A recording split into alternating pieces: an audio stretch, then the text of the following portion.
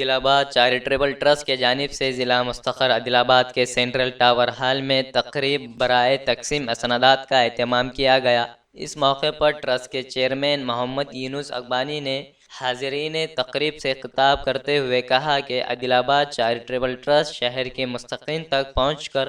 ان کا ہر ممکنہ تعاون کرنے کی کوشش کر رہا ہے۔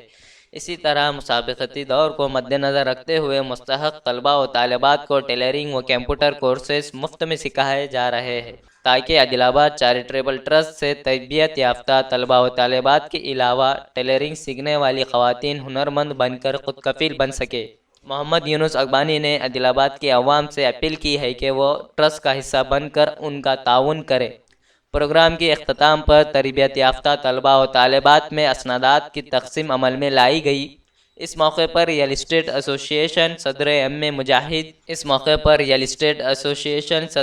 مجاہد سید یعقوب جاوید احمد کے علاوہ ٹرسٹ کے ذمہ داران و ٹرسٹ کے استفادہ کنندگان کی کثیر تعداد موجود تھی۔ سیکھ کر اپنی زندگی گزارے تاکہ کسی کے گھر کے سامنے کھڑے رہنے کی مانگنے کی نوبت نہ آئے، یہ ہماری نیت ہے اور ہم اللہ سے دعا کرتے ہیں کہ اللہ ہماری نیت کو،